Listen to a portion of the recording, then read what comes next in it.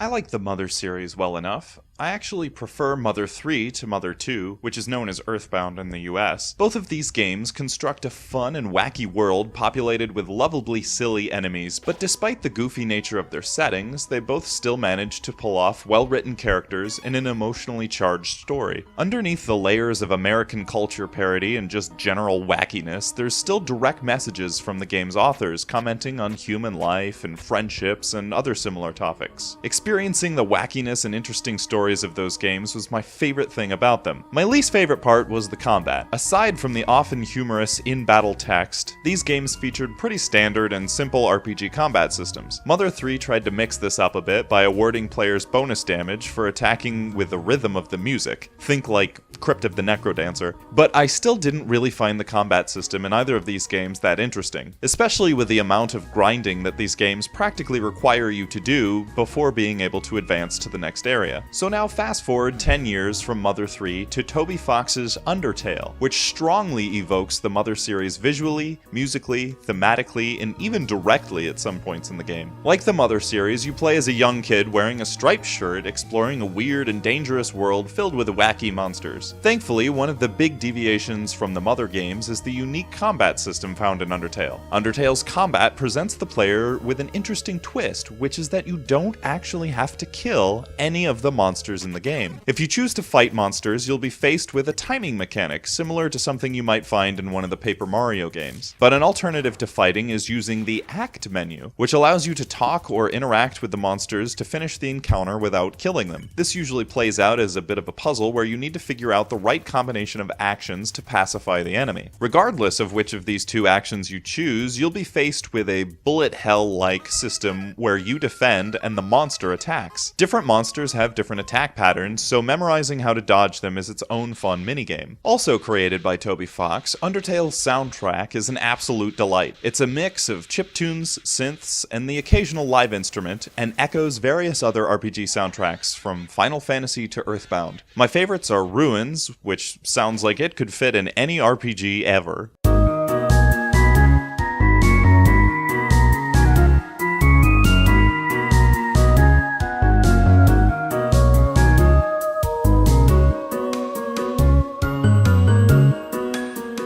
Core, which is a rockin' electronic dance tune.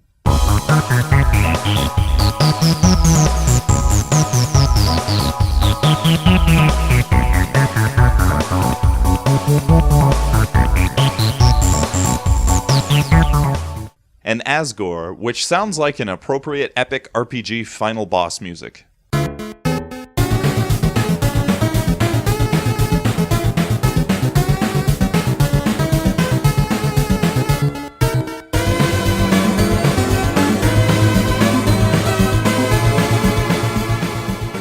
This game has a lot of really neat musical homages and references to other older RPGs. For some examples of these references and a breakdown of what tracks I believe to be referencing what other games, check out my written review of Undertale. The entire Undertale soundtrack is really solid though, and I fell in love with it almost instantly. As neat as the combat is, and even as lovingly crafted as the soundtrack is, the real star of Undertale is the story. The characters are very memorable and endearing, and the quality of the writing here is top-notch. The way Undertale builds expectation and then throws a twist at you just when you think you've got things figured out is absolutely masterful. It's rare when a game can really make me laugh, and I usually count it as a success if a game can tell a joke and even get me to crack a smile. Undertale had me laughing out loud on several occasions. It handles the serious, somber, relaxing, strange, and even horrifying moments in the story just as well as the humorous ones. It's so rare when a game can hit all of these narrative notes as well as Undertale does. There's a lot about this game I want to talk about, but won't for fear of revealing spoilers. But just know that Undertale is one of the best RPGs I've played in years. I found it to be not only an homage to, but an evolution of and improvement on the blueprint established by the Mother series. It's not a systematically deep RPG with layers of strategy or anything like that, but what it does do is use game systems to tell a well-written story with endearing characters full of memorable moments. It also has a soundtrack that leaves a lasting impact, almost as big as its characters do. Undertale's unique battle system keeps players engaged, dodging various projectiles in a bullet hell-like frenzy on defense, while giving the player an option of a timing-based fighting system or a non-violent puzzle to resolve each combat. Depending on your actions in battle, Undertale adapts and acknowledges your actions in the story as well, which gives real weight to the decisions you make in the game. It's such a smart game, and I enjoyed every second I played of it. I finished my first playthrough in one sitting, and I'm currently halfway through a second. I'll likely play through this a third time as well, since there's just so many cool Easter eggs and little things to learn about the game's story that you inevitably miss on one single playthrough. All fans of RPGs and good storytelling need to play this game.